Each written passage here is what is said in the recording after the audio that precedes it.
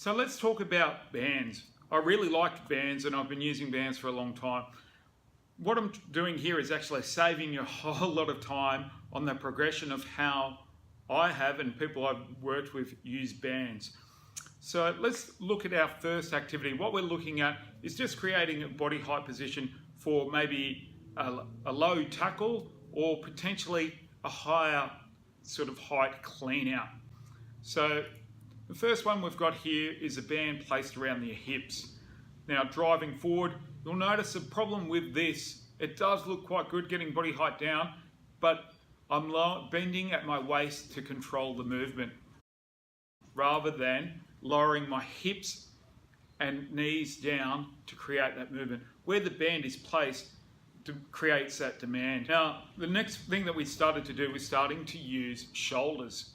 So we wrapped a band around our neck, coming through there onto a longer band. And this created an action where you've got connection between feet, hips, core, and shoulders.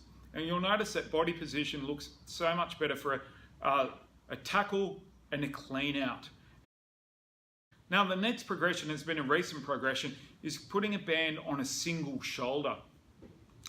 Just watch this as we go through it. Notice several things happening here that I'm really having to fight my balance. I have to put my correct foot forward. So in a lot of tackle situations, coaches want to see, and particularly impact coaches or defensive coaches, want to see the same foot out in front as the same shoulder. And there are reasons for that. Now, what I wanted to do is just slow down this the video and take a look and pause the action at body height pre-contact.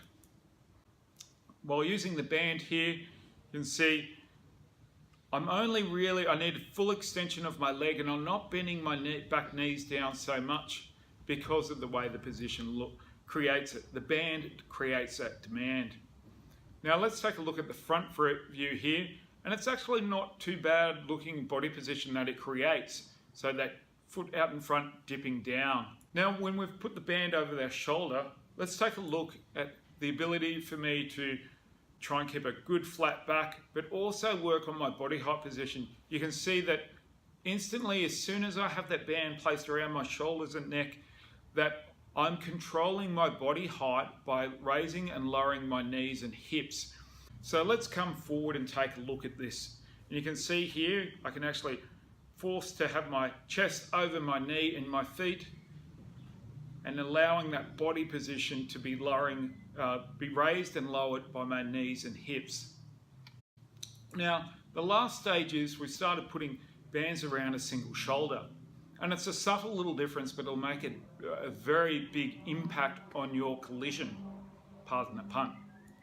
So here you can see I'm still able to raise and lower my body height by my knees and my hip if I have the correct foot out in front. Now when I put the wrong foot out in front, so the collision we want to make is on the left shoulder, but I've got my right foot out, you can see the balance demand goes up dramatically. You'll even see this from the front view. So when I've got the correct foot and correct shoulder ready to accept contact, I'm feeling strong and balanced. Now, when I put the incorrect foot forward for the impact shoulder, there's so many different balance demands and I'm not able to generate the power that we need.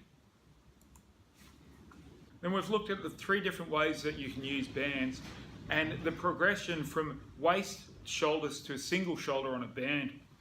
Now, if you're looking for a coaching program that puts not only the strength, speed and power, but the biomechanical transfer over to your sport into the big picture, please use the link below.